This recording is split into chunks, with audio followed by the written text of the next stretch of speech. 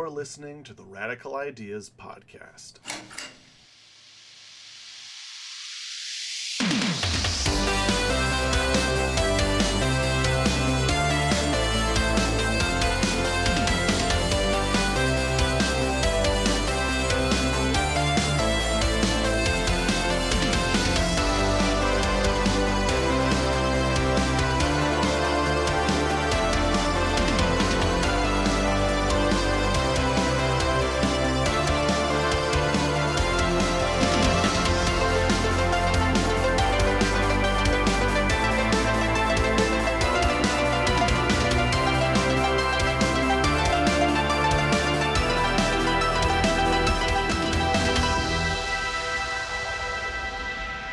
Oh, and just like that, Phase 1 of my DC Cinematic Universe has come to a close. Thank you all so much for listening. It has been so fun to be able to flesh this stuff out even more and tell you guys these audio drama-ish versions of my stories. And that is why I am so sorry to bring you all some bad news. Don't worry, the podcast is not ending, so it's not that. The podcast will, however, be going on hiatus. I have family visiting for the summer, I have vacations I want to do, and honestly, ya boy is just tired. A weekly posting schedule was insane to try and fit into my life. I did not realize exactly how much work it would be, and it is definitely not sustainable for the future. So I will have to figure out a pace that I can actually keep up with while also taking care of myself. I have not gone to the gym at all since doing this podcast because I've been spending so much time rewriting this and editing it and just fitting all of this into my already limited free time because, again, you guys, I have a full-time job that I do on top of this. I don't make money off of this. This is just a fun hobby. It has taken up a lot of time. But there is an even more important reason why I'm taking this hiatus. I have started writing my own original comic book. Original characters in an original universe with an original story, all done by myself. I have had no time to actually work on it because I've been working on this. And that's the thing that could actually get me a job. I adored this podcast and I adored this universe, but this universe is fan fiction. Like, legally, DC can't even listen to or acknowledge the existence of any of this stuff because they're not allowed to take unsolicited pitches, which is kind of the entire thing that I'm doing here. So if I ever wanted to write comic books or comic book movies or anything like that in reality, which I do, ya boy gotta write his own stories, and I finally thought of one, and I'm very, very, very excited to start writing it. So that's what I'm gonna go and do. But again, don't worry, podcast coming back. I have no intentions of ending this podcast, but just gonna take a break. Not sure for how long, but just, keep an eye out on my socials. I'm sure I'll announce it. But yeah, dog, ya boy's gonna go write his own stories now. And so, without further ado, let's jump into talking about this Justice League episode. And you guys came for it this time. Y'all have this is by far the most amount of questions for any episode, which is fitting as it's the end of Phase 1. And it's the culmination of all of the other movies. So, yeah, you guys brought it, so we're just going to jump right into it after this initial comment. I don't think anyone in none of my comments on any of the platforms this episode was released on pointed out how funny the Turdus Migratorius joke was that Riddler made to Robin. Turdus Migratorius is the scientific name of the Robin, and the Riddler called him a turd. So that's hilarious, actually, and if you didn't, fall down laughing out of your chair, pee your pants, spit water across the room, you're wrong, and how dare you. Starting it off, Weiss Belladonna comes in with several questions, starting off with, even if it's not a lot of trust, does Amanda Waller trust Wonder Woman more than the rest of the League due to her ties to the original Task Force X? She does. She trusts her a little bit more, but it's not a lot. My Amanda Waller, does not particularly trust people with superpowers. She thinks it's like a bad imbalance. She thinks that that's going to go somewhere dangerous. She has no faith in humanity, And so she thinks just giving people inherent power is bad. So she does trust Wonder Woman a bit more, but it is not that much.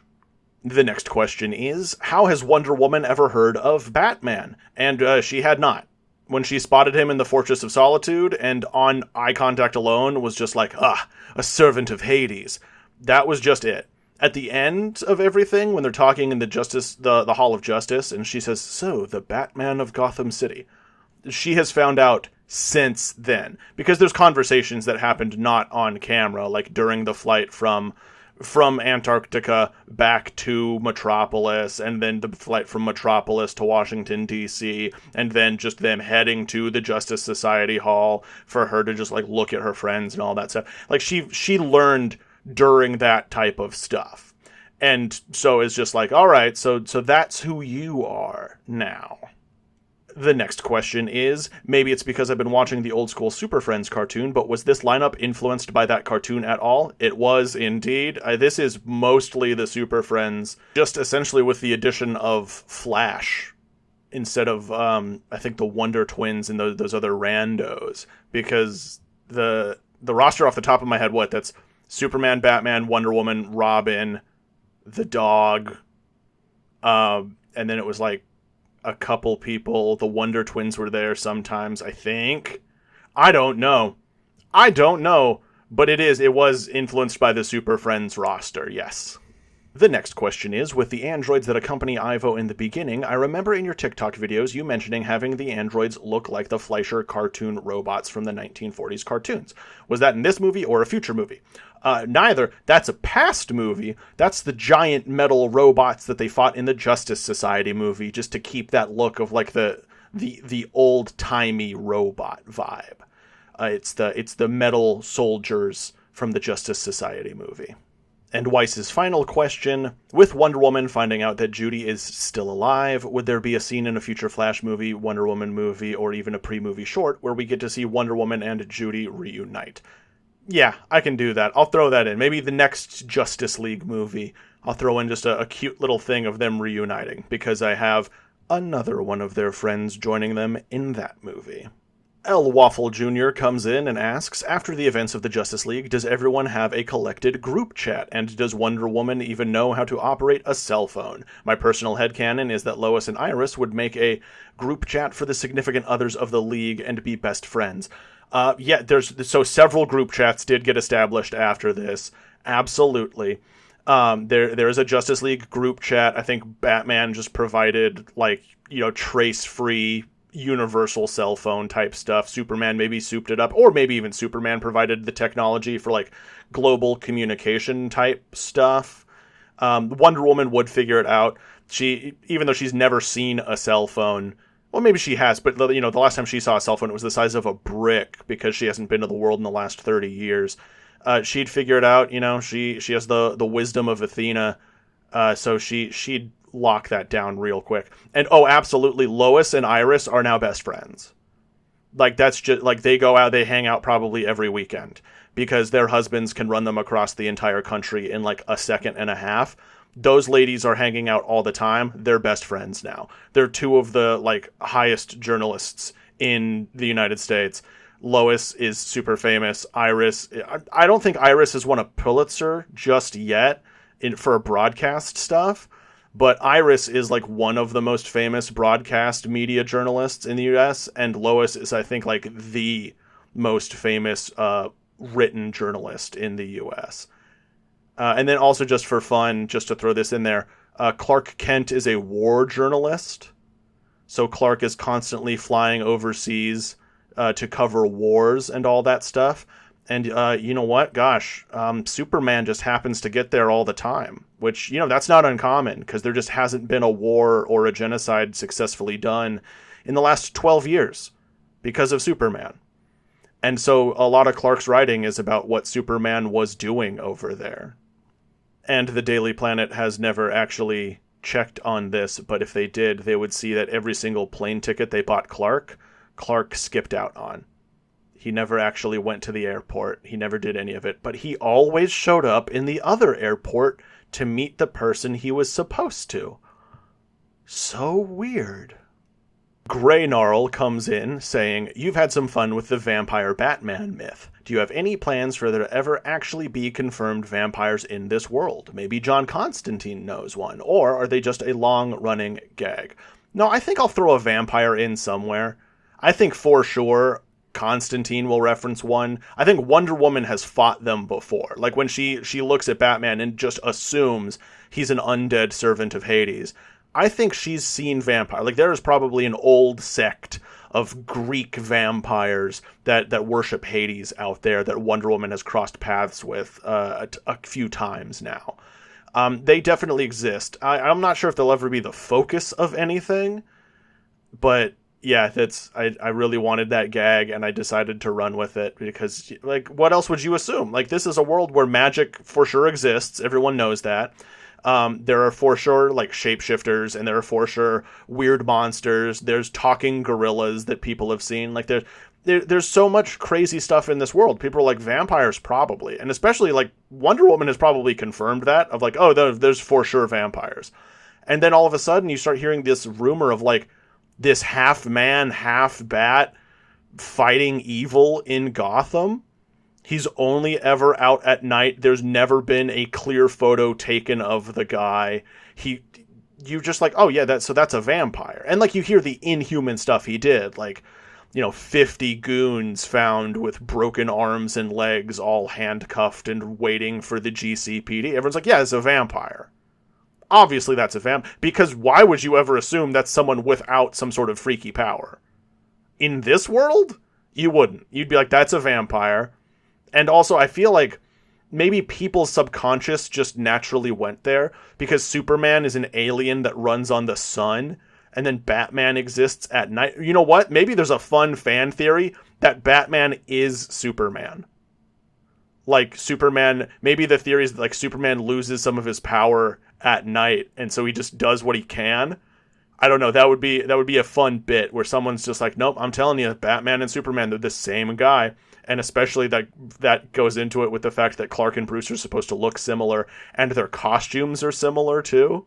So I think there's definitely a headcanon out there where someone's like, no, Batman and Superman are actually the same guy. Drew Film 05 comes in and says, first off, the episode was amazing. Thank you very much. And secondly, will any members of the Green Lantern Corps ever join the Justice League in your universe? Hopefully it isn't too spoilery to say, but I know that none of them return to Earth for quite some time. But when they do, will any of them become members of the League? Yes, eventually. The goal of the Lanterns is to eventually like regrow them. So much stuff happens, and I don't want to spoil future Lantern stuff, but the Lanterns rebuilding the ranks and making the universe safer is a huge thing that they want to do going forward. And after a series of events that will remain nameless, eventually they decided that there should be a Lantern stationed to every planet, like to stay there. Just for defense. And so Green Lantern will be stationed to Earth. And I think the Earth Lanterns might rotate. I think that's like the fairest thing you can do. So you're not forcing other Lanterns off-world for too long. I think there will be a rotating cast of Green Lanterns. But I did have a plan that John Stewart and Shayera Hall basically move to Earth eventually. So they would be members of the League. But also, if this was a real thing, the actors by then would be 10 plus years into this universe, and they might want an out. So, I don't know. I would love to get a Thanagarian and a Green Lantern on the League, obviously, but I cannot confirm. Monarch of Great Power comes in with several questions. The first one being, what are the reactions of Lois and Iris when their husbands tell them what happened? They freak out. They're both also just furious because they can't say any of, like, they are journalists who just got the stories, like the stories of the century, and they can't tell that part of it. So they are furious, but they also know like that is the life they willingly entered into when they married these two guys. I mean, with Iris, it was thrust upon her, like he got powers after the marriage, but like she's ride or die. She's absolutely in for it. They were upset that they can't gossip about it, but that's why they have each other, so they can gossip about it all the time. Like Bruce being Batman is gigantic. The second question is, did Bruce get the teammates to sign an autograph for his sons? He did. He did indeed. We'll see it somewhere in the background. I think Bruce got a copy of that newspaper that printed, and he got all of the league to sign it, and he has it like framed. And maybe it's just up in the Batcave or something, but that's for the boys. That was for the boys. That's not something Bruce himself would have collected. What are Virgil's reactions and the Suicide Squad's reactions to the Justice League happening? Virgil jumping for joy. That is so cool that there's a team of superheroes out there fighting crime. Virgil is all about it. He already wanted to be a superhero, and I think if anything now, I think he's setting his sights on like one day he's going to join it. I think if anything, this has just gotten him like, this is a kid to you, like, imagine, a world where football existed, but the NFL didn't. And then all of a sudden the NFL exists and you're already a kid who is like, I want to be the best football player in the world. Like you're going to lose your mind. So that's what Virgil's doing. Virgil is like, oh, there it is. Sights set. Let's do this thing. The Suicide Squad, they react pretty basically. I think the biggest reaction there is just the fact that that's where Mirror Master was. Because it's just the Snart siblings, really. They see that's where Mirror Master was. And yeah, he's going to get thrown in Belle Rev, so he does get to reunite with them. And he'll explain, like, I did it because of this, and I was so upset because of everyone's death, and I wanted revenge, and yeah, and like they'll forgive him. They're his best friend. He's Lisa's boyfriend. Like they will forgive him. Plus, they lost their friends, so they can all grieve together. How long did Vandal Savage make his plan to destroy the heroes? This one was a long time coming. He was planning to kill Wonder Woman for a while, but she is the biggest gun on Earth. He was waiting, like he knew he had the Godkiller sword, which could mess her up, except he would need someone capable of wielding it. And also he wanted it to be a little personal, and he's immortal, truly actually immortal. So he's patient. He was willing to wait until he himself could actually get the final blow. Basically, ever since the nuke in World War II went off, he has been planning this. And then, spoilers, he did not... First, he was planning the downfall of the Justice Society, which he didn't have to end up doing, so that was great for him. And then it was just Wonder Woman. And then she left the world for like 30 years, so he was just like, oh, all right, not too much. And then during that time, Superman was a thing. And now Vandal's like, crap. That's something I'm going to have to plan for. But then Kryptonite happened, and he's like, okay, all right, it's coming together. Vandal adapts, Vandal plans. He was waiting. And if there's one thing an immortal man can do, it's wait. He is patient. He is not rushing any of this. Like he said at the end of the movie, he will win in the end because all he has to do is wait. He genuinely believes that. He will outlast these people. And how did he feel when Batman destroyed his plans? Furious. The whole reason he never accounted for Batman was because he was positive Batman was just a guy. Like, Vandal knows that the League of Shadows is a thing. Vandal might have someone in the League of Shadows feeding him information. Vandal and Raish might be friends for how long they've been around. So Vandal could just very well know that Batman is Bruce Wayne, and he just genuinely didn't think that this guy had anything to bother him with. He's like, what's this guy going to do? The loner billionaire with a history of anger issues? What, am I supposed to believe that he adopted 3 boys and learned morality and is now acting out of the character that I've been used to him acting like? What, is he going to act like a good person? Those don't exist, and even if they did, he's just a human. He's pathetic. And nope, oops, whiffed it, wrong call. This is a Batman who's growing, who's healing, who's being better, who's becoming a true superhero. Vandal got undone by the one dude without powers, and that was the intention. Was the whole reason that this immortal man's plans didn't come to fruition was because he stopped and didn't account for the normal guy.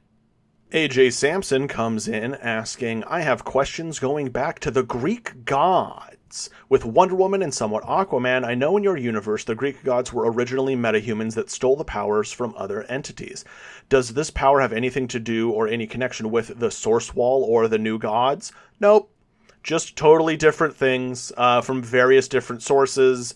There is not like I don't have a one concrete answer for where all of the gods got their stuff. The Greek gods were just some beefy metahumans, and then on top of that, they learned magic and got really good with it. And then on top of that, some of them stole powers from extra-dimensional monsters that invaded, that they called the Titans, which they, to themselves, believed, oh, those must be Dad's siblings. Because Vandal probably just, like, gaslit them and totally lied. They're like, Dad, why do you exist? And he's probably just like, because there's a bunch of me. I don't know, who cares? Like, most of Greek mythology in this universe is just fan fiction about the Greek gods who were real, actual, living beings in this world. So, like, most of it, you're just like, oh, yeah, the myth of creation, or like chopping off of Uranus's junk and it turned into Aphrodite. Like, no, none of that actually happened. All of that was just like some dude writing stories about the Greek gods, probably centuries after the Greek gods stopped interfering with humanity. So no connection there. Their next question is, how will the heroes, mostly Wonder Woman, think about the concept of the Green Lantern Corps and what they retroactively, at least to them, mean for Alan Scott? I mean, all the heroes would be jazzed about it. It's intergalactic police, except good police, like not bigoted police. It's just intergalactic peacekeepers fighting for good. That's rad as heck. And yeah, when it comes to Alan Scott, that's great. Like, they'd be like, oh, like it's a bummer because he never got to go to space and meet all the other Lanterns. But that is so awesome that, like, without even knowing what it was that he found, he managed to become such an amazing hero for the people of Earth. Their next question is, with the police detectives investigating, how did Superman clear up what was going on? Did he start with the attacks being staged? Did he let people know that Atlantis and Themyscira were also attacked? Oh, that was a long conversation, but it was expedited by the fact that Batman and Robin have body cam footage. Batman and Robin, their detective vision in my universe, records literally every single thing that they do, and they just send the footage to the GCPD whenever they're done with stuff. So in this case, the U.S. government gets just like hardline proof of all this stuff. Then they have the testimony of everyone else. And then I also think Mirror Master was probably just so distraught and defeated and sad that he copped to everything. And Vandal also probably just said, like, yeah, whatever, I did it. Like, I care. Like, yeah, I did it all. What? What are you going to do about it? Kill me? You can't.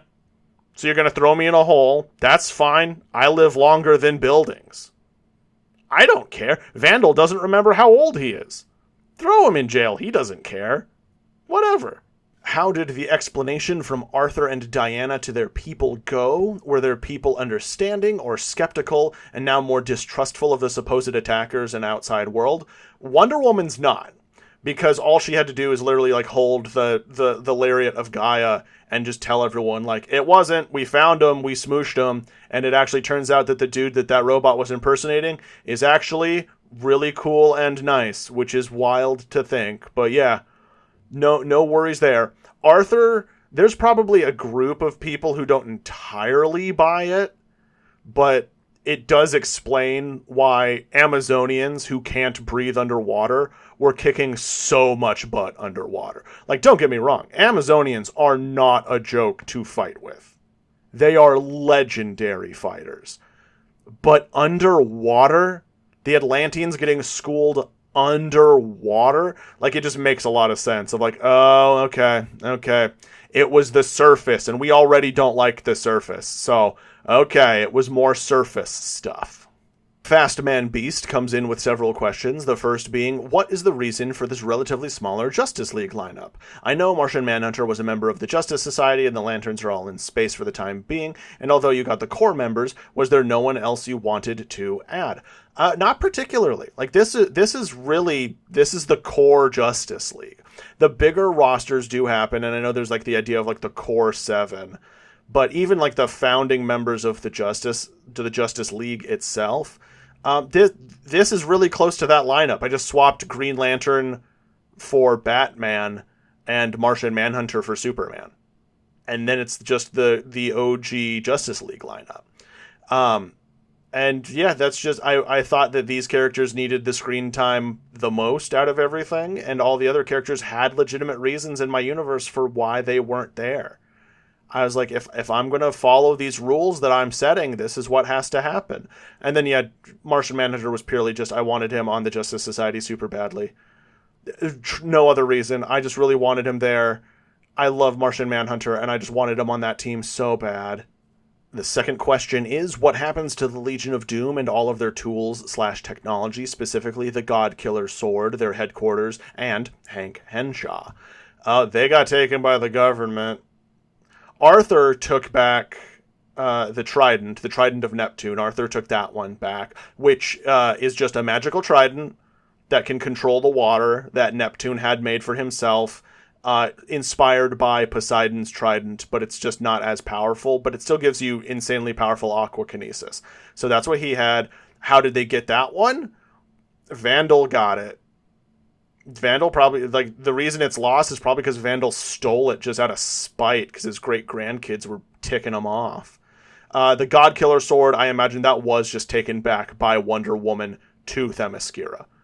But as for the tech itself, government gets that.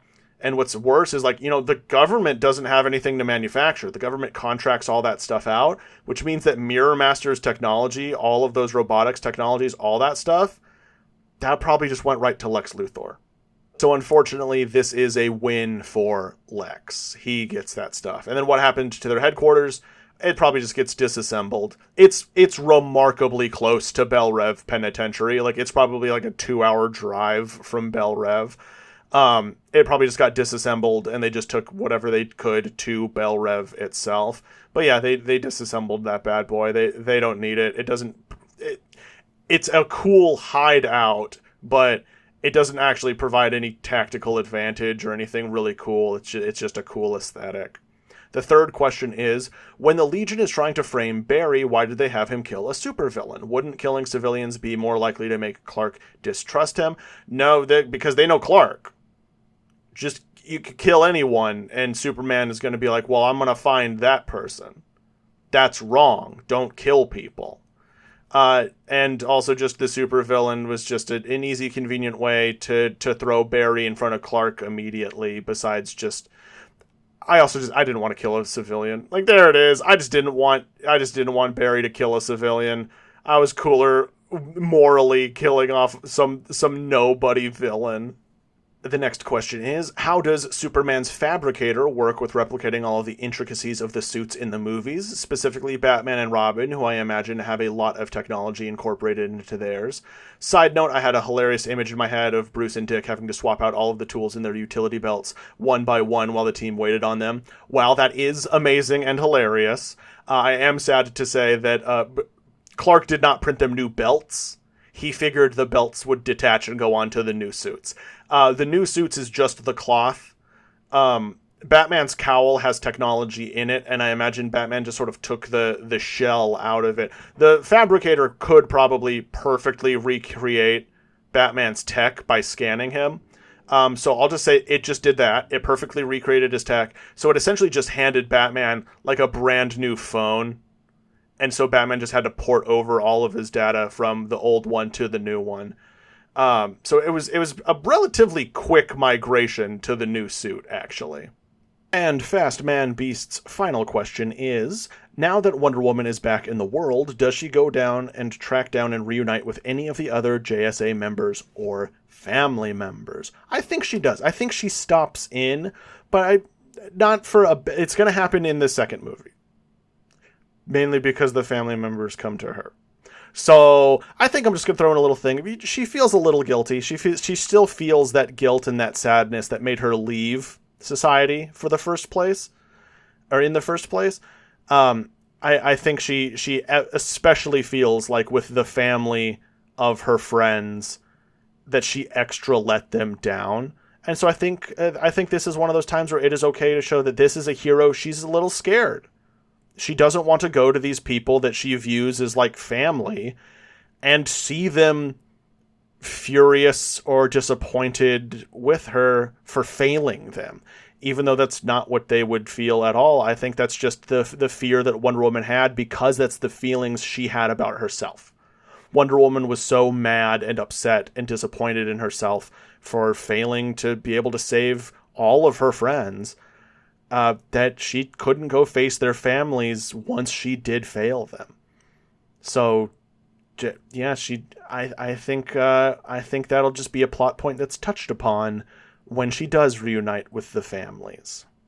Messiah Master comes in with several questions. The first, would the soundtrack take inspiration from the 2000s Justice League cartoons or even the Super Friends cartoons series? Oh yeah. I mean, straight up, the Justice League Unlimited theme song is like the best theme song ever. So I would just want to have like a cool, big orchestral re-recording of that as the theme song for the Justice League, because that's sick. The second question is, how does Wonder Woman keep up with current events despite her living on a magically isolated island since the mid-1990s?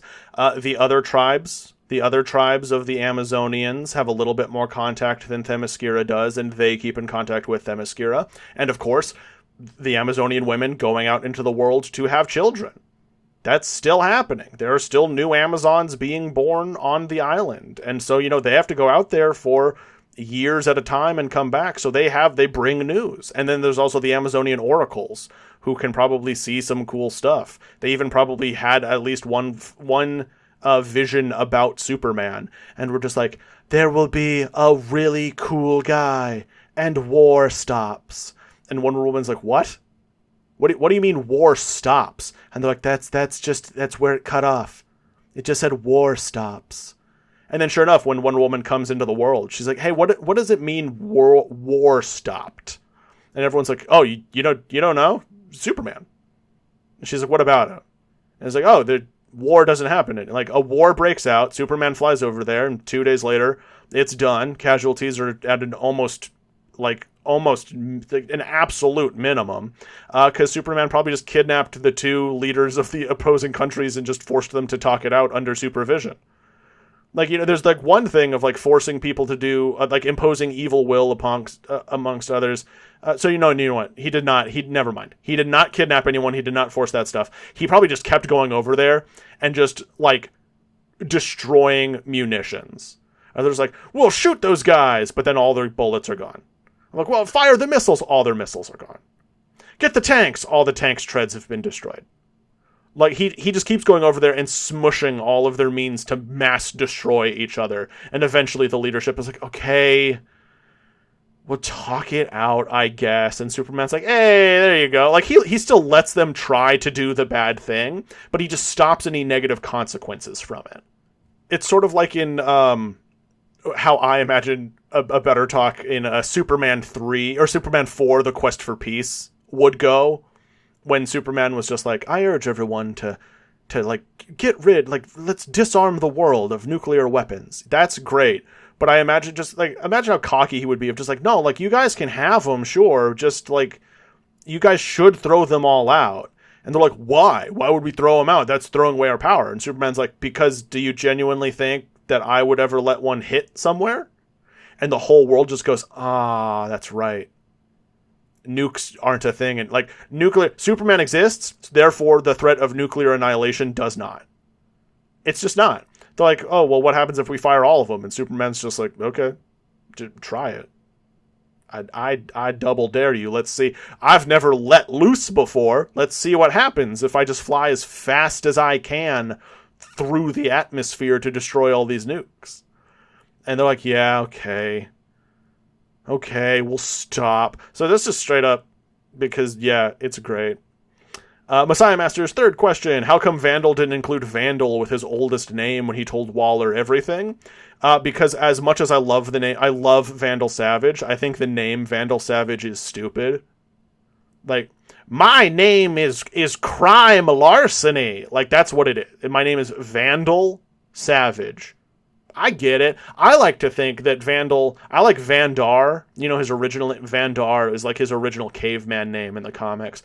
I like that. I like it better if Vandal, he chooses the name Vandal Savage, because Vandal is just like the closest what he can remember to his name. But then Savage is like, I'd like to think the word savage was invented to describe him.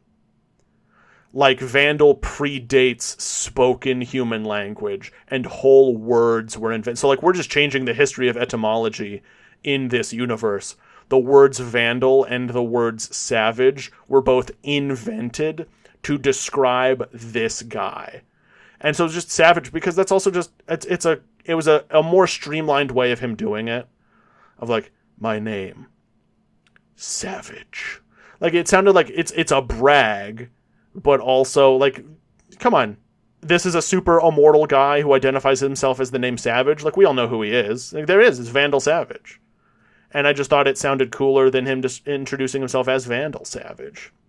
Because, again, like, I love these characters, but you can still find some aspects of these characters goofy while still adoring them to pieces. And just the name Vandal Savage makes me giggle. Well, it's like Savage Opress in Star Wars. Or Savage Opress. His name is Savage Opress. That's ridiculous. But it's, you know, it's goofy. Like, I'll stick with it. That's fine. I love it. And that's how I feel about Vandal. Of like, having someone deliver that name with their like full chest in a live action setting to me just sounds a little goofy. Like the same thing with Edward Nigma. My name is Enigma, and it's like, that's not a name. That's why I prefer Edward Nashton, and like Enigma was his username for stuff when he was still just like an online mess-arounder boy. I don't know. But yeah, there it is. There it is. Throw your slings, throw your arrows, do whatever you need to do. I can take it. Vandal Savage rules, and I just think his name is kind of silly. Number 4, in terms of strength, are Superman and Wonder Woman on equal footing, or is Superman stronger, but he constantly holds back?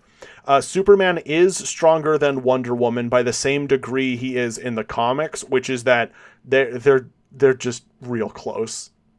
Wonder Woman and Superman are the two most powerful beings, like, in my universe, outside of reality warping stuff. Just in terms of raw physical power, it's Superman and Wonder Woman. Superman, the whole point of Superman is that he's bigger and stronger than kind of everyone. So, like, yeah, he is physically stronger than Wonder Woman. But again, functionally, it's just not a gap we will ever see. There will never be a time where, like, Superman and Wonder Woman have to fight each other, and Wonder Woman's like, I can't do it on my own. Like, that's never going to happen. The closest we get to the acknowledgement of that is when Superman eventually faces Doomsday and like General Zod and all that stuff, where he doesn't call for help with his friends because Superman just doesn't think, like, he knows that he holds back because he does not want to kill anyone, and he's facing like beings of his level who do want to kill. He's just genuinely, he'd rather risk his life instead of his friends, so he doesn't call for help with them. Because he's just worried that they'll get hurt. So, like, even though Wonder Woman, if she stepped into any of those fights in this universe, she would have bodied some of these people. Wonder Woman could have absolutely destroyed General Zod in this universe. I'll just put that down, absolutely. But Superman was scared for his friends. So, yeah, Superman is stronger than Wonder Woman, but Wonder Woman is right there. Like, if Superman's 100, Wonder Woman is like 99. Like, she's right there. It's so close. It's just, it's an existing difference, but a negligible one. And number 5, how fast is the Batwing, and what gear did Bruce grab for the investigation into Savage orchestrating the Battle Royale? Everything you saw. You know, he just grabbed his utility belt. He kind of just preps for weird stuff. So in this case, he grabbed everything. What you didn't see was he absolutely for sure had kryptonite on him. He had something to deal with Barry. If anything, I think the elephant toothpaste grenades were one of the Barry things.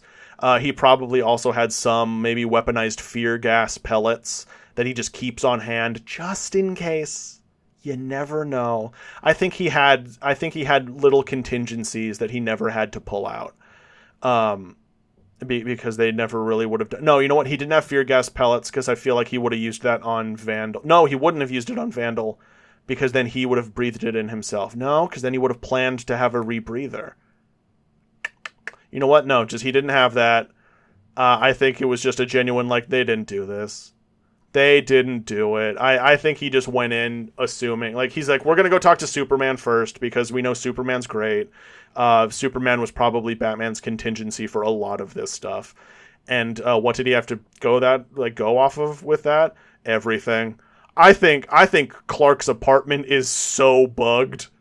You know how, like, Alexa is always listening to you all the time? I think there's, like, a Wayne version of an Alexa that Batman uses, and, like, he just sent one to their house. And you're like, that's not moral, that's not great. When has Batman been moral and great with that type of stuff? Batman bugs people's stuff all the time, and Superman's the most dangerous living thing in the known galaxy.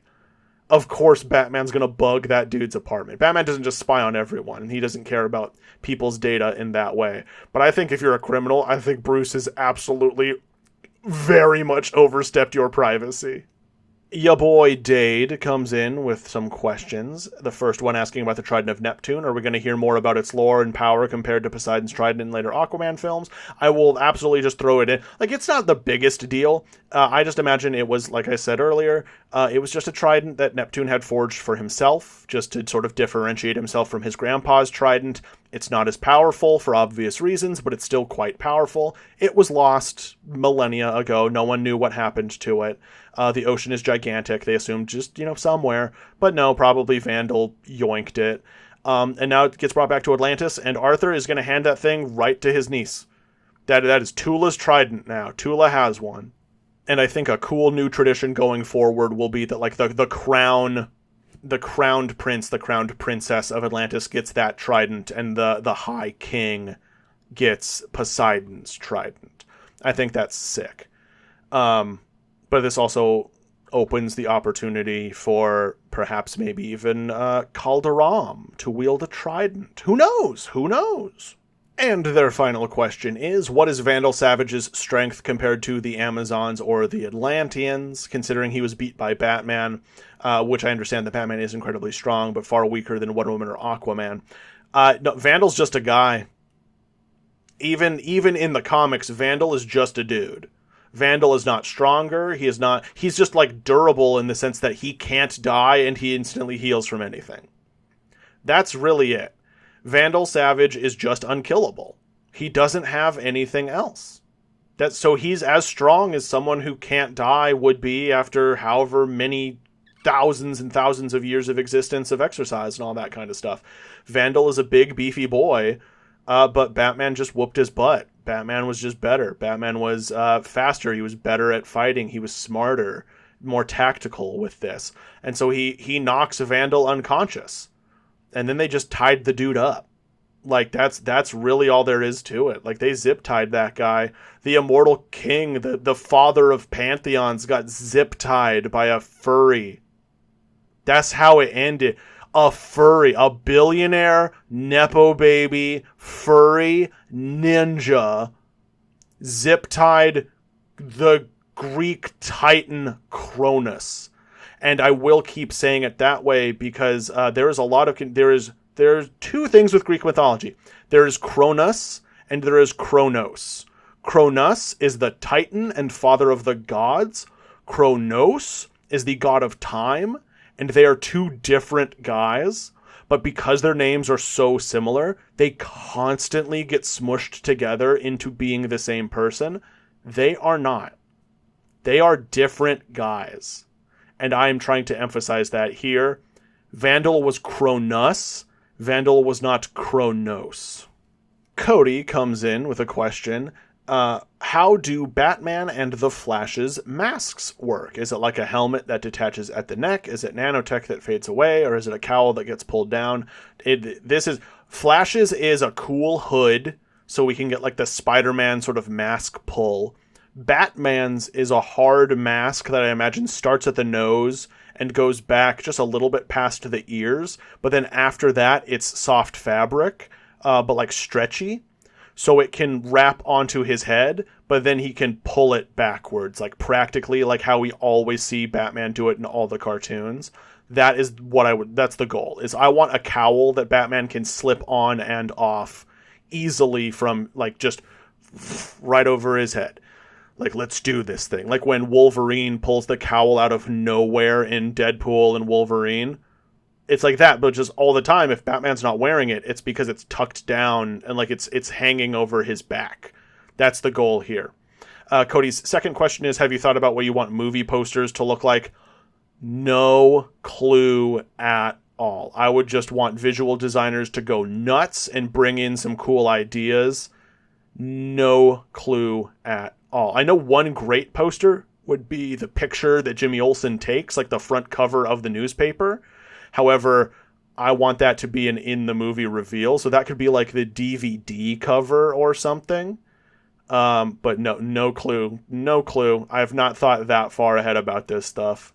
Vader5790 comes in with 2 questions. First off, does Vandal not know that there are other Amazonian tribes out there, or did he just not think to look? No, he knows. He knows there are other tribes out there, but he was going after Wonder Woman.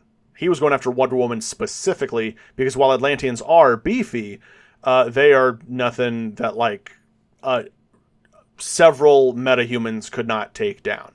Like Vandal was easily just counting on, future ones of his kids just killing them all. No worry at all. The second question is, I know that Atlanteans are stronger than Amazons, so did Wonder Woman just outclass Aquaman in terms of pure fighting, or was he holding back, or both? No. So the average Atlantean is stronger than the average Amazonian by quite a bit, like a factor of 10 times or something like that. Wonder Woman is a whole other degree. Wonder Woman was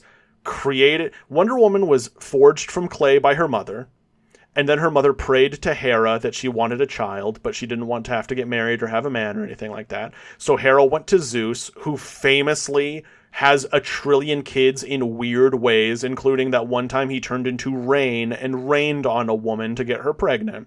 So that means that dude just has like divine impregnation powers, right? So Hera just went to her husband and she said, husband, turn that clay baby into a real baby. You'll do this for me. And Zeus was like, okay. And so he did. But then because Zeus is cocky, he turned it into one of his kids, which is probably just like it's probably actually the only magic he has for that type of thing. So Wonder Woman is biologically Zeus's daughter. Via magical sperm donation, essentially. I'm not trying to corrupt Hippolyta here or give Zeus yet another, kid like that. This is just a case of like Zeus brought a chunk of clay to life, and so he said, and also it's going to be as strong as one of my kids. So she has like the strength of Hercules. She is up there. She is insanely strong. And then all of the other gods, at the behest of Hera and the other goddesses, gave Diana a boon. So Diana is essentially a walking, talking, 24/7 Shazam. Every Greek god gave Diana some sort of little gift, no matter how big or small. And that's why Diana is who she is. That's why she has all of her stuff. She was given, the ability to understand all spoken language. She was given hyper-intelligence. She was given tactical prowess. She was given combat stuff. She was given a green thumb just for the sake of it. She was given insane beauty by Aphrodite. Aphrodite was like, this is going to be the hottest woman you've ever seen. Ba-ding! Every single god got in there. Hephaestus got in there. He didn't do a boon, but he was just like, I made her this armor that'll grow with her forever, and also it's nearly indestructible. And then here's a sword and a shield that'll also kick major butt with her too. And then she also got the lariat of Gaia, eventually. Wonder Woman's just busted. Wonder Woman is insane. Wonder Woman is as strong compared to a regular Amazonian as Aquaman is compared to, your neighbor. It is an incalculable gap. Sober Viking comes in saying, the Marvel vs. Capcom reference caught me so off guard. I always loved the idea of Marvel characters being fictional within the DC universe and vice versa. Do you have any similar jokes or gags lined up within your DCCU? Off the top of my head, I don't, but I want to do more. So they'll pepper in every now and then, but I love that too. I love Marvel comics exist in DC and DC comics exist in Marvel. I adore that, especially just because of the sort of meta narrative belief of that means some of these superheroes are like based on the others. Like Superman is probably based on, maybe he's based on Captain America a little bit, unless Captain America, no, he predates Captain America's existence. So I don't know, like this is where the fun comes in. Is like there are definitely superheroes in each other's universes who were inspired by the others, and I think it just introduces a lot of fun little goofs. And that one, like that's something real movies could never do. You could not. I don't know how much it would cost for Marvel to get to approve the use of Marvel versus Capcom in a DC property.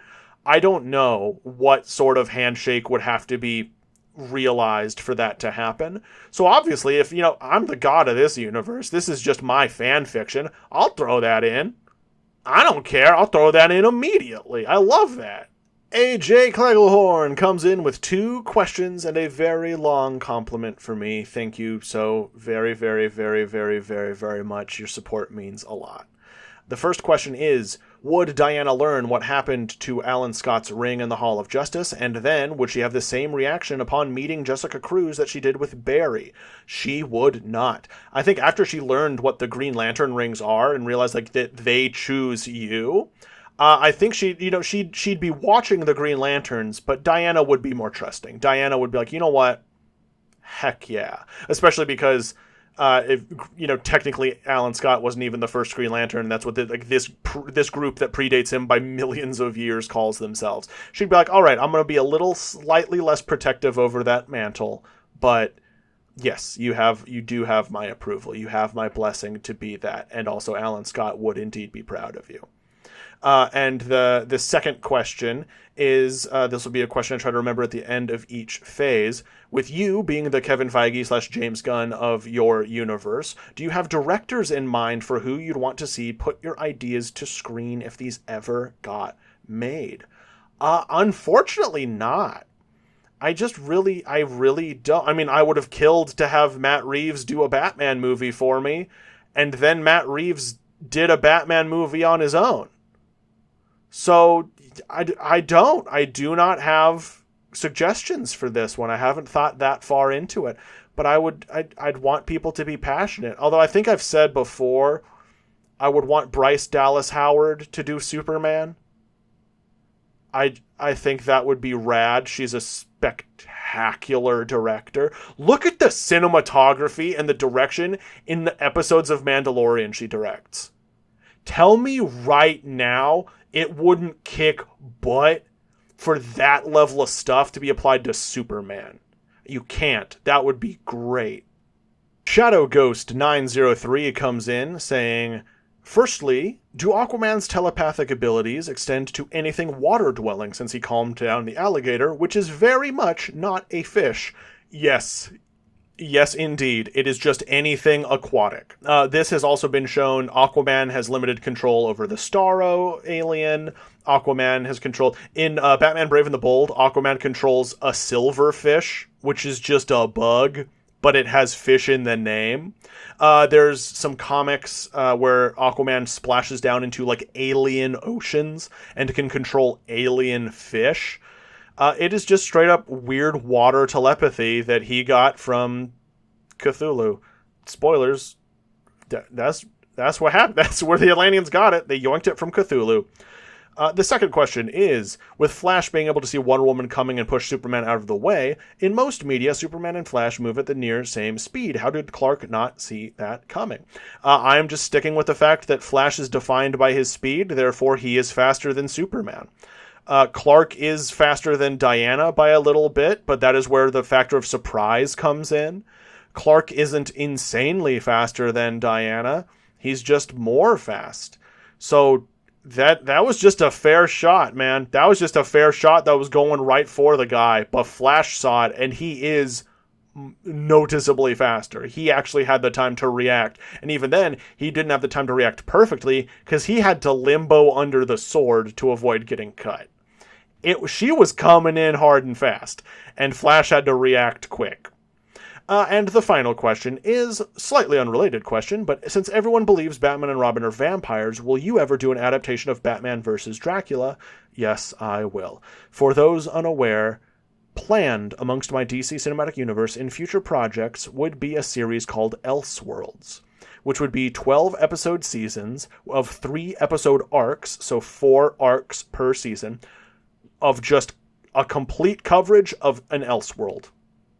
Just do it. No, do not adhere yourself to continuity. Adapt whatever. The goal would be to get in like directors who didn't want to do a full thing, writers who didn't want to do stuff, or just writers who want to do something that's not so heavily bogged down by continuity. And one of my intended things is a trilogy of my own Frankensteining together, starting with Batman Gotham by Gaslight, its sequel, Batman vs. Dracula, and ending with Batman, The Doom That Came to Gotham. Because I feel like you could knit those 3 together into the coolest, most gothic, horrific Batman trilogy ever. And I would so desperately want to do that. Joey.exe comes in with a 2-parter question. The first one asking what happens to Mirror Master after he was captured. And since I've already answered that, I'll just double down here. If he does go to Bel Rev and he gets to reunite with the Snarts. And the second part is, how did Waller feel about him since he's the one who broke Orm out? Oh, Waller doesn't trust that man a bit. But she trusts him way more once she gets a bomb with a tracking device implanted in his neck. Now he can't run away, and a guy who is capable of controlling that level of technology works for her. She doesn't like the guy, but she can see his utility. Riptide Pen comes in for my very soul and says, Mirror Master is extremely Scottish in the comics, but you don't do an accent for him. Is he American Scottish of descent in your DC Cinematic Universe, or did you just not want to attempt a Scottish accent? I didn't want to do a Scottish accent. I think my Scottish accent is okay, but the problem is I just bleed into an Irish accent when I do it. I have a much more decent Irish accent that I can do. I didn't want to. I felt like I would super butcher it and come across just so much like Groundskeeper Willie from The Simpsons. I just couldn't do it. I was like, I'm just gonna do regular. I'm just gonna do me. And so yeah, that was me being a coward. 100%, mark it down, tally it up. Rad was a coward. Add like the 5th tally mark in here for this phase. I was a coward. There it is. You got me. You got me dead. Cowardice. And the second part of your question is, Static is the only Phase 1 film not to tie into this movie. Would there be any subtle references or homages to Static in this? Or is Static just not a big enough deal as the Justice League? So that is a sad little thing of Static is not on anyone's radar here. He was not on Vandal's radar because Vandal viewed him like as a kid. Vandal's like, that's not a big enough threat to worry about just yet. Plus also the metahuman stuff going on.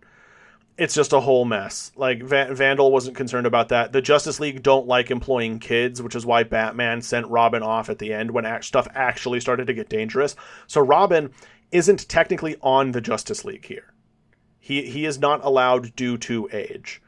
He's close to being allowed on, but they didn't, none of them felt comfortable with bringing, I think by that time he's 17, or maybe he's still just sick. Maybe he's just about to be 17.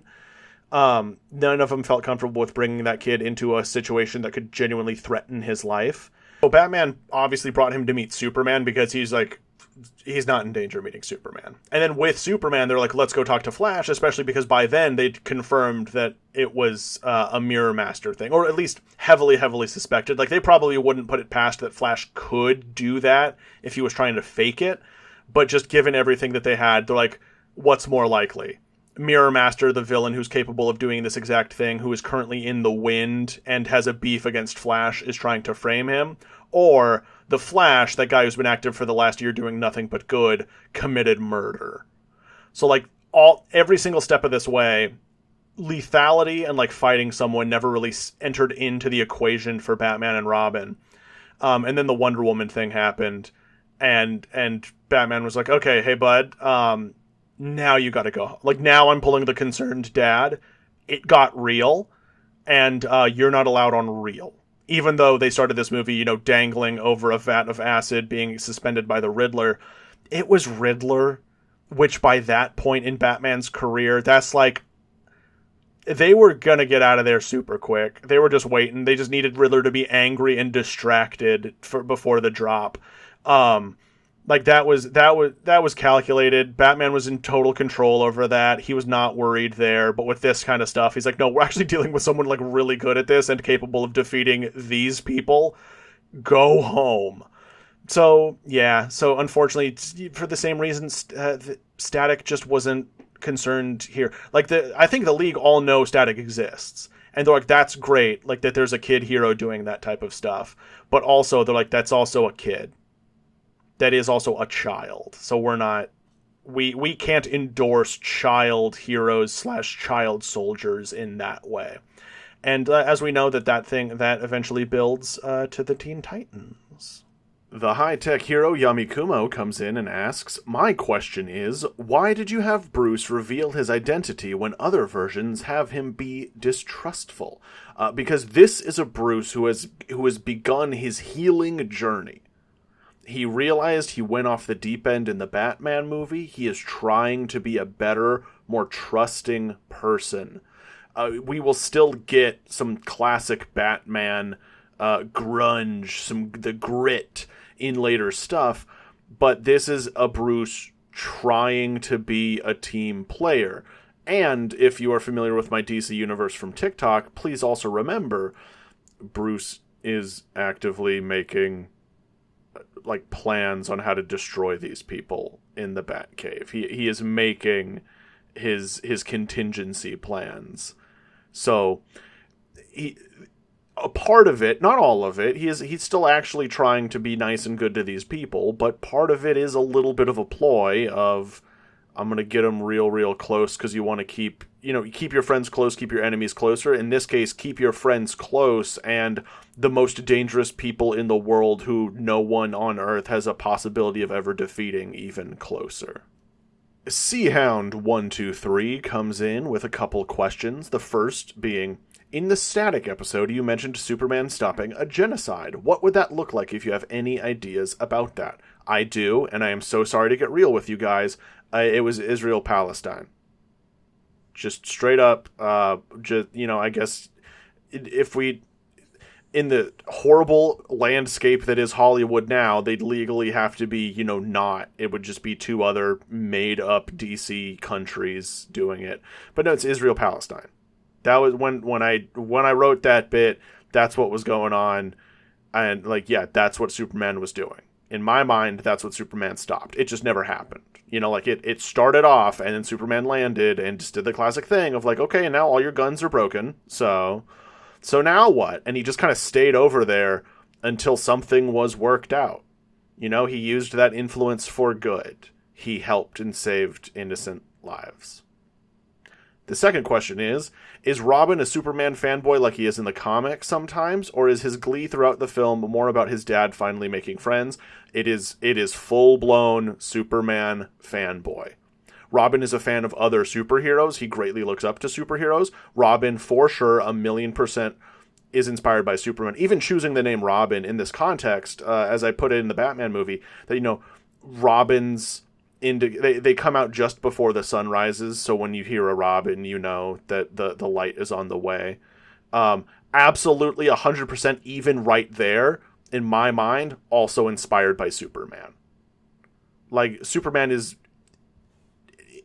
just linked. Superman is. He is linked to the sun and hope and brightness and heroism. So Robin choosing the name, even though it was 100%, it was inspired by his mom. It was him trying to do honor by his mom. All that stuff is still 100% true. And also, he was trying to think of what's the most inspiring thing? Oh, it's Superman. That guy who has stopped every war and every genocide and every atrocity on Earth for the last decade. Yeah, for sure, I want to choose a name that is a little bit like that. And that's also eventually why he will become Nightwing. And yes, we will get to see that conversation and the whole thing happen on screen. The third question is, Wonder Woman calls Batman and Robin agents of Hades. Does this imply vampires are real in your DCU, or is this never confirmed for the sake of the bit? And yes, I spoke about this a little bit earlier. I think for sure she's fought vampires, and the undead have served Hades before. I get that plays into the stereotype of Hades being a bad guy, even though he's just a chill dude who's just the god of the dead. Not even the god of death. Just straight up like dead people. That's him. So undead people would also kind of be him. But yeah, that's just kind of it. The fourth question is Wonder Woman the leader of your JLA, or is there no one formal leader? There is no one formal leader. I think Wonder Woman, if they even try, I think they offered her, the leader mantle, and because she was the leader of the JSA, she absolutely turned it down. So I think for more formal stuff, I think most people look at Superman as the de facto leader, but again, this is the bit of it's me, Superman, I'm the idealistic leader, and then it's and I'm Batman. I paid for everything. I think it's going to be one of those. And their final question is, who would the rest of the Justice League play as on Marvel vs. Capcom? I don't know if it's funnier that they're all playing as their Marvel equivalents, or if they would be playing as is it funnier if they're playing as the closest they could get to themselves within that game? So, Batman would be Ryu Hayabusa or something like that, or because I already gave Daredevil to Nightwing, because Daredevil and Nightwing I think are just a teeny bit closer. Maybe Batman's playing as Moon Knight. I don't know if that's funnier, or if it's funnier that they're playing absolutely ridiculous pulls. Batman playing as Iron Man, sure. That's also an easy get. But, is it funnier if it's, Batman is a Mega Man main or something like that? What is the funniest thing we could do there? Whatever the funniest answer is, that's the one I want to go with. Scissor Hans comes in and asks, I absolutely loved this episode, and I have a couple questions. Number 1, why didn't Diana realize that Alan Scott's ring was missing? She did, but she'd heard about that. I think that is news that got back to Diana earlier, and she probably went and asked the oracles about it, and the oracles just went there's cool space stuff happening. And Diana's well, all right, they said it. It's cool space stuff. I don't know. We'll see.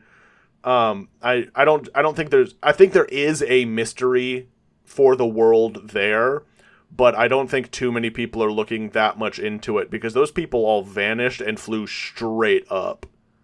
They didn't fly across, and they flew straight up into space and have not been seen since. No one knows what happened, but something weird happened. 2, why did you give Hank the kryptonite heart instead of Metallo? Because Metallo is just the lamer version of Hank. I'll say it. Metallo's kind of just a criminal who gets turned into a robot and then develops beef with Superman, as opposed to Hank Henshaw develops beef with Superman and then becomes an evil robot.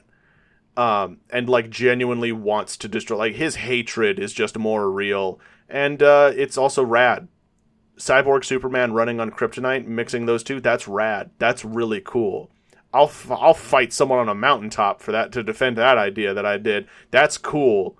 And the Metallos, then they just get to be that's the name of the drones, and then Cyborg Superman is just the cyborg version of the Metallo. And then question number 3. Is the running gag that Batman is a vampire inspired by Red Rain universe or the DC gods and monsters? It is inspired by none. It is just purely inspired by what I genuinely think people would think Batman was in that world. Just of all the ridiculous stuff going on, and the inexplicable stories told about Batman, and just the whole general, it's wild to think that a dude dressing as a bat and doing all this kind of stuff, when you hear all those tales, you're that's a regular guy. No, that's wrong. He's a vampire or something like that. Because just imagine everyone's disappointment when they find out that Batman, the legendary shadowy figure from Gotham who fought 50 guys one time, is actually a billionaire in a fursuit. Like that's not anyone's first assumption. I don't even think ninja in a fursuit is anyone's first assumption. I feel like in this world, people are like, vampire, lock it in. That's the answer. Liam comes in with 2 questions. The first one being, you mentioned at one point in this episode that Robin rolls his eyes. That got me wondering, do Batman and Robin or any other heroes have the classic white eyes as part of their masks? My Batman and Robin kind of do. I want to do it, I imagine it as a hybrid. I've put this in the Super Suits section of my Discord for if anyone wants to go check it out. But I imagine the detective vision in this is contacts. Like pure white contacts that can glow and look even scarier. But that way we can get like the full eye acting from the actor and not actually lose any of that performance, but while still having only the whites of the eyes. So it would just be, like holes in a cowl, dark grease paint around the eyes, and then glowing white eyes. But then I just do the fun thing, like even like the Keaton Batman did, of, the second the cowl is pulled off, you get rid of the black paint around the eyes.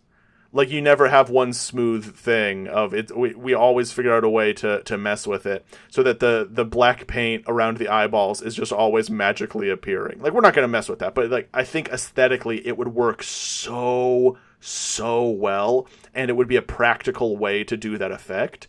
So that's what I would want to try. So Batman and Robin have their white eyes, but you'd still be able to tell what they're looking at and if they're rolling their eyes and all of that type of stuff. You'd get all of the good eye acting, which is a huge part of performance.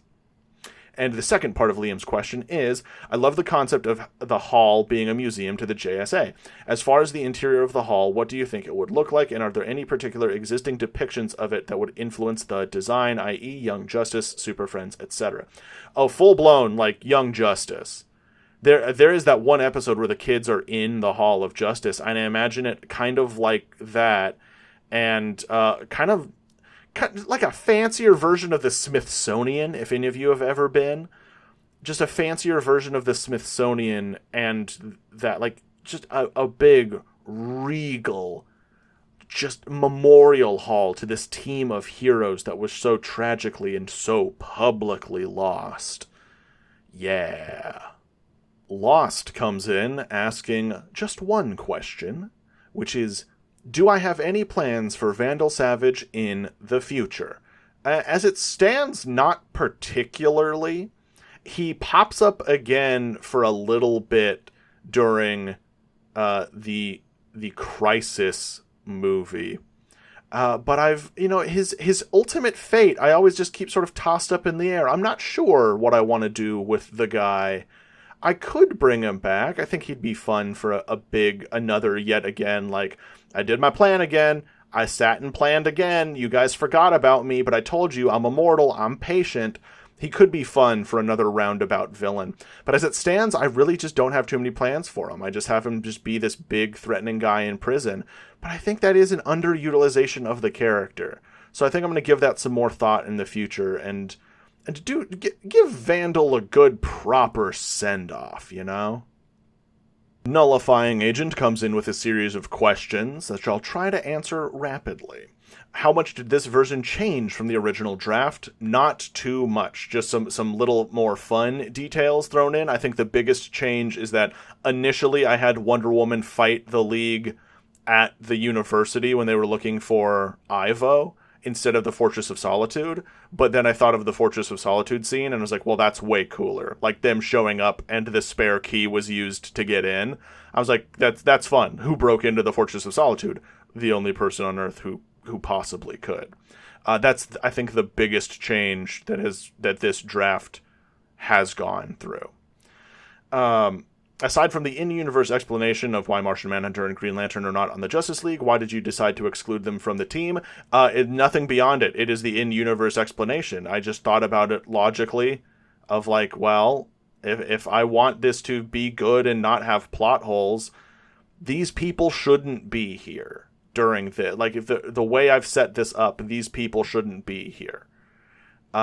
And that's really just it. I am autistic, and I get stuck on when I sort of decide rules, and my brain has trouble moving past it.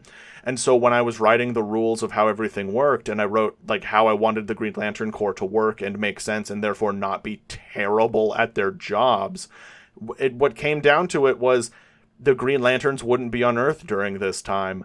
And as much as that sucks, I do think the story as a whole benefits more from that decision than it suffers. Like, oh no, we don't get to see a green guy flying next to them for this one. Oh well, we get to see so many other characters, and I get so many other people in there that I think overall it balances out. Second is, how fast are the Flashes compared to each other and Superman? The Flash is the fastest thing on Earth, and he's like, I don't know, 10 times faster than Superman. He's as conveniently faster than Superman as I need him to be. Did Vandal forget / not know about Batman, or is there a reason he decided not to take Batman into account? I answered that earlier, and yes, indeed, it is purely just, Batman's just a guy. Like, Vandal probably knew his secret identity, and Vandal's just like, yes, screw that. I'm not planning for that guy. A human? Like a regular guy? When has that ever overthrown me? And yeah, so he just didn't, and it was his hubris that was his downfall. Next is, how did Vandal come into contact with Professor Ivo?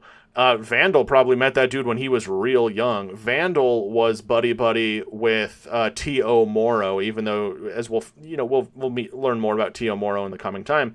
But when T.O. Morrow was brought over to America under Operation Paperclip, Vandal kept in touch with his old bud.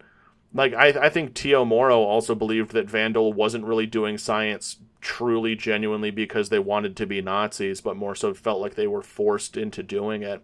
So Vandal just kept in contact with that guy, and Professor Ivo was T.O. Morrow's, like, one of his greatest students. So Vandal just kept in contact with that guy, and Ivo is down the line. Like, T.O. Morrow was the instructor for Will Magnus, and then Will Magnus was the instructor for Professor Ivo and several other people, and Professor Ivo is then in turn the instructor for so many other roboticists within the my DC universe. So Vandal just kept tabs on people and would go and talk to them and engage them in intellectually thrilling conversation. And as soon as he found, what a sick little freak Professor Ivo was, they became good buds. He's like, oh hey, I could really use that. Robots are pretty handy. The next question is, does the Justice League change the Hall of Justice and use it as their new headquarters, or does it remain a museum for the JSA for the public to view? It remains a museum for now.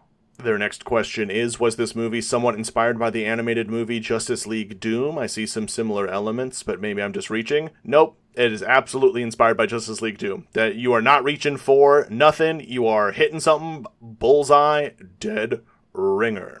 Nullifying Agent. Did the Riddler change his name from Nashton to Enigma? Nope. As I said just a little bit earlier, we're talking about Riddler. I think his genuine name is Edward Nashton, and then Enigma was just his online username before he became the terrorist known as the Riddler. And Nullifying Agent's final question is, are Orm and Hank ever called Ocean Master and Cyborg Superman or Metallo? I think Wonder Woman calls him the Cyborg Superman at some point in the movie. And Ocean Master, I think in the Aquaman movie, Orm called himself the Master of the Ocean at some point. But in terms of like their actual proper titles, no, because I don't see those being good titles that someone would actually claim for themselves. Like, I don't see Orm sitting there being like, I'm Ocean Master now, call me Ocean Master. Like, the title Orm is gunning for is King Orm. That's what he wants. He is King Orm, Master of the Ocean. Like, that's what he would be going for. Like, not to be embarrassed by the source material or anything like that. I just don't see, in a slightly more realistic setting, Orm ever getting to the point where he would just genuinely want to be calling himself Ocean Master, like, as a title. And then same for Cyborg Superman. Hank Henshaw is blinded by rage and wants to destroy Superman so much to the point that he turned himself into a cyborg duplicate of Superman. So he is aware that he is a cyborg and a duplicate of Superman. So Wonder Woman would call him that, but I think Hank himself would, like, be sickened to call himself Superman, because he's just doing it out of rage. Mr. C pops in asking, my question isn't related to any main plot, but my favorite part about fandoms are the fan beliefs about what characters get up to in their spare time. So I was wondering, what are your slice of life canons, since you are the god of this universe, that you hold for these characters? I don't really know too much. My fun little bits is that Bruce Wayne developed the Wayne Station for Dick Grayson, so Dick Grayson definitely plays video games. And he is in competition with Lex, who makes the Lex box. And yeah, I'm just sticking with those names. Deal with it. I don't care. Fight me. Fight me. That's a funny pun. The Wayne Station and the Lex box. Other canons, it's stuff that we've just seen in comics. Like, Superman and Lois probably cuddle and read together. They're probably both very big readers. I think my biggest fun headcanon for slice of life stuff here would definitely just be the tales and adventures of young Superman when Clark was a kid. I think there was genuinely a point where Clark thought Wonder Woman was his mom, Shazam, Captain Marvel was his dad, and Martian Manhunter was his dad.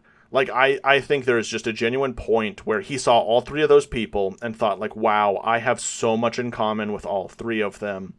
I wonder if one of them could possibly be my parent before the whole alien thing. I think he was just genuinely thinking that. Like, he looked at Martian Manhunter and he's like, I have all of those powers except I can't shapeshift and I'm not green. So I think there's, like, a funny thing of, like, every now and then when Clark was alone, he would try to shapeshift or try to see if he'd turn green. I think with Captain Marvel, it's not really public knowledge that Captain Marvel was secretly young. So I don't think Clark ever tried saying Shazam or anything like that, but I think Clark did genuinely try to, like, maybe find Captain Marvel or look into him a little bit more. And then the same thing for Wonder Woman. I think Clark has definitely investigated the Amazons to an extent. He could never find the island because magical cloaking and magic and Superman don't mix. So Superman was never able to find them. But I do think there was a non-insignificant time where Superman genuinely thought Wonder Woman was his mother. Because not only did she vanish, she vanished the day before his parents found him. And if I had not resolved the fact that Clark knew he was an alien and knew about his parents and knew about Krypton and all that type of stuff, I would like to imagine this very cute scene with this, like, 30-year-old Clark super, super nervously approaching Wonder Woman to ask if she is his mom. Like, that would be so adorable. Because he doesn't know. He has no clue, but he's like, well, I was wrapped in red, blue, and yellow, like she wears. I have blue eyes like she does. I have thick black hair like she does. And I have all of her powers, except I also have weird vision and heat vision. Which even then, like, maybe he's taken that stuff and being like, which Martian Manhunter could do. So I think for a while, I'll just do that. I think for a hot minute, Clark thought he was the illegitimate love child of Martian Manhunter and Wonder Woman. Before eventually his parents were like, no, bud, trust us. That's not what's up. That's not what's going on. Because his parents knew, but it was always just an awkward thing to talk about. And also, Clark, like, genuinely super loved the Kents, and I don't think he was thinking too much about the fact that I don't think he put too much thought behind who his parents were until powers started to really manifest. And so not just, like, the super speed and the super strength and all that kind of stuff. I think that was just typical little kid, like, oh boy, this is great. I think closer to, like, his teens is when he started to think about it. And by then, I think that's a quick thing of, like, Jonathan and Martha could just step in, being like, no, that's not what's up. Don't worry, but, like, that's not what's up. I don't know. I haven't put too much thought behind that type of stuff, but I just think that would be a fun little theory. The Crip Walker comes in and says, what made you change Vandal's backstory to being the Titan Cronus? Or did you always have it like that and I just forgot? No, that's always been in there. Vandal is every, father of the gods within reason. He is Cronus, he is Odin, he is Osiris, even though the Greek gods in my DC Cinematic Universe are not all his kids, but they were just another incredibly powerful meeting of various super beings that Vandal happened to be on. Vandal was the parent to maybe a couple of them, but a lot of them were... he was the ancestor to a whole bunch of them, like Sobek and Bast and all that type of stuff. But we know that, as we find out later, Hawkman was Horus. So that one Vandal did not have anything to do with, besides, I think maybe Horus came to view Vandal more as kind of like an adopted dad type situation, or just humanity fan-fictioned that in to explain everything that was going on that they were witnessing. But that's pretty much it. Like Vandal was just a lot of important people in history. And the gods were things amongst that. They were always part of his backstory. He was also Gilgamesh. Dano comes in with a couple of questions. The first being, was it intentional to have the Justice League switch people in the fight to the ones that caused their problems, or was that unintended? No, that was 100% intentional. 100% intentional. The closure, you know? And the next question is, why did you have Bruce reveal his identity first over Flash or Superman? Flash is just a teeny bit paranoid. He's a little nervous. I think extra factoring into it is that he's a law enforcement officer. So I think he's just a little more paranoid to do it. And also, because I'm going to totally yoink the Justice League secret identity reveal later. And Clark, they know. Like, Clark admitted very shortly after, and he didn't really say it because his secret identity doesn't mean anything to two of the people there, and a third one of the four people there, two of them wouldn't care, and one of them already knew. So he just didn't mention it to Barry yet. So Clark's reveal was just the bigger, better reveal or Bruce's reveal, I'm so sorry, is the bigger, better reveal in that scene. Wally West 05 comes in and asks several questions. The first being, does Lois ever get her interview with Diana, and what do they discuss? She did, and it was the Justice League storyline that was printed in the Daily Planet at the end of the movie. She gets to talk about, that whole story would be their thing, and she would definitely be asking Diana, where were you? Why did you come back? Give me all the information. She tore right on in, and Diana Diana saw oh man, this Lois Lane is a good journalist. Lois did not pull any punches, so Diana has a huge respect for Lois after that interview. The second question is, it seemed to me like you might be trying to set up a nice friendship between Barry and Arthur, since Hal never joins this league in your version or from the future that I know of. Barry and Arthur are going to become buds. Barry and Bruce and Barry and Clark are all going to become, just genuinely, the Justice League are going to become good friends. Barry isn't going to particularly get a best friendship on screen in this version of everything. He is mostly going to be a wife guy and an uncle guy. Most of his stuff is going to be talking about how much he loves his family. Question number 3, why wasn't Barry with the rest of the league when they met Waller? He was. I just didn't narrate that Barry was just also standing there. But he was with all of them. So do not worry, Barry was there. Question 4, do Barry and Clark reveal their identities right after Bruce to each other? Clark revealed his. Barry asked to keep his secret for the time being, again, because he's just a little paranoid. And because I'm yoinking the Justice League Animated Series reveal for the sequel because it's great. Question 5, do Jason and Tim get their autographs? Yes. Bruce made sure to I think Bruce just took one of those Daily Planet papers with the picture of them, and he got all of the Justice League to sign it, and that is framed and in the Batcave now. And the boys get to stare at it because how cool is that? And question 6, what was Barry going to ask Clark when they first met in the cleanup before being interrupted? Oh, he just genuinely wanted to ask a million different questions about what it's like to be a superhero. And Barry does want to ask Clark, like, where his super speed comes from. Barry is still trying to figure out what the source of his speed is, and that is the focus of the next Flash movie. So Barry's just looking for clues, he's looking for advice, and he just also wants to really talk to Superman, because who wouldn't? CryoWolf72 comes in with a few questions. The first saying, Vandal Savage calls himself the father of many gods and pantheons, but I notice in your videos covering him that he isn't Odin. I am sorry, you did miss that. I do explicitly state that he is Odin in one of the very first videos I made about him, going over all of the lives he has lived.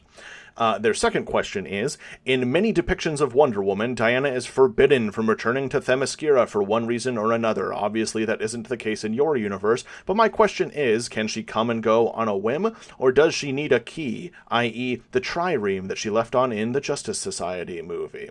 Edit, after hearing the scene again, I'm confused how Cyborg Superman found Themyscira. Is it still magically hidden? Does Vandal Savage just know because of Helen? Yep. Yeah, you nailed that one in one. You just need to know where Themyscira is to get there. Like, we've seen boats crash on the island all the time. Steve Trevor, as a pilot, crashed on the island. This is in the comics, all that stuff. You can just go there if you know where it is. Diana is allowed to go. She wasn't banished. I'm not doing any of the banishment. I'm removing a lot of the weirdness from that stuff.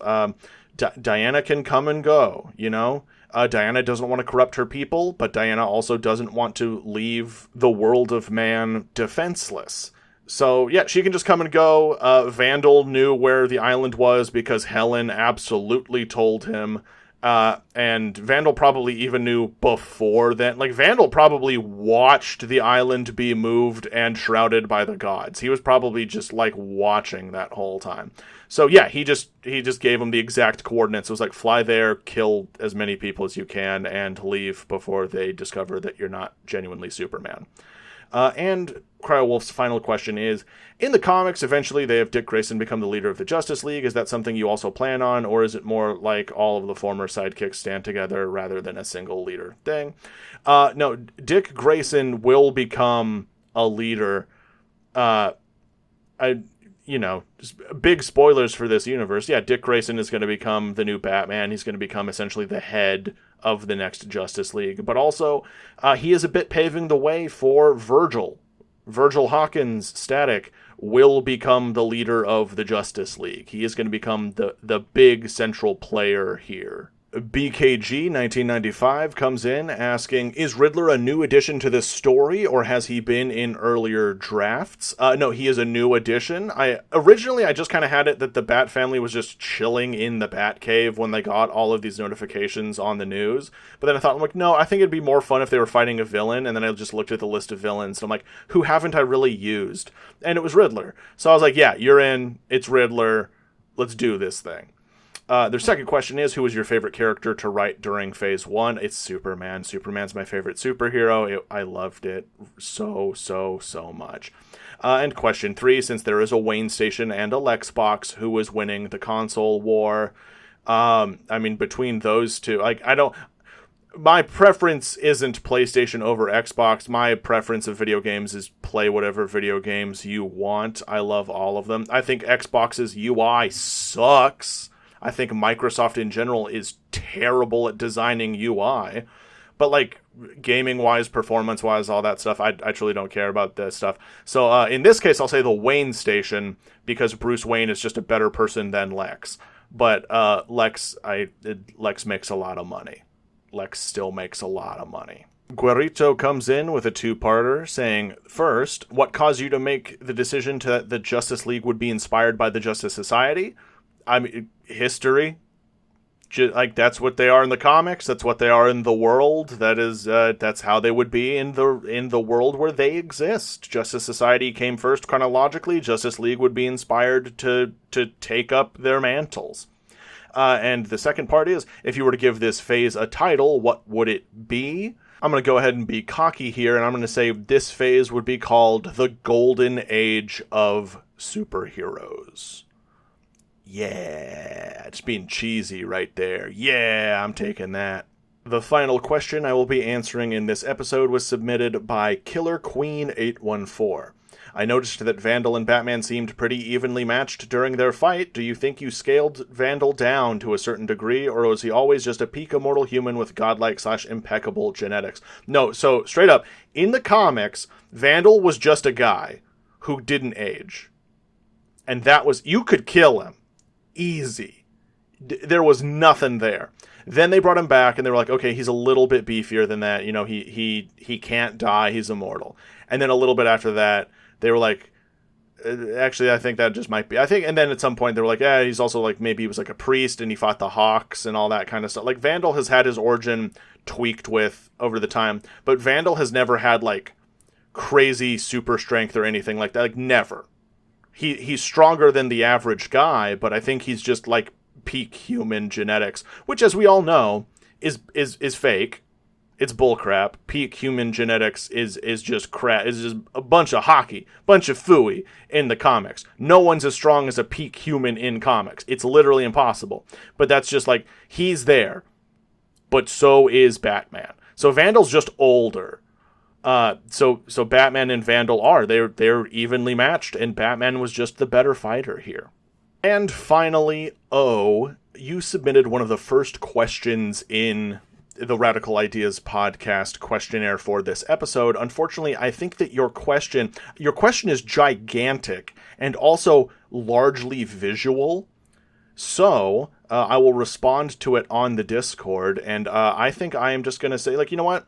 I love this universe. My DC universe, it's never getting made. I've fully accepted that. Like, maybe I could get it to be made as an animated series or a continuity run or something like that far in the future. But, like, actors-wise, it's not getting made. And since, like, my Dream Superman fan cast is playing Superman next month, we're kind of locked and loaded. So your question was, you know, like, who, all your dream actors, who would you cast as people? Like, just ignoring times, right? Past, present, future, whether they've played the character or not, whether they've played someone else. Who is your dream casting for this stuff? I think I'm just going to dive into that, and I'm just going to flood my fan casting channel of just fun. Of, like, I would get this actor at this age to do this role. And I think that's going to be a bigger, more fun thing that if you guys are interested in seeing, y'all are going to have to come over to the Discord. The link is in my TikTok bio, everybody. And so, yeah, that's the episode, you guys. Thank you all so much for listening, and have a happy summer. The podcast will return. I promise you, I'm not ending it, but your boy has got to go now and write his own original comic books. Thank you all so much for listening, and again, yeah, just have a happy summer, you guys.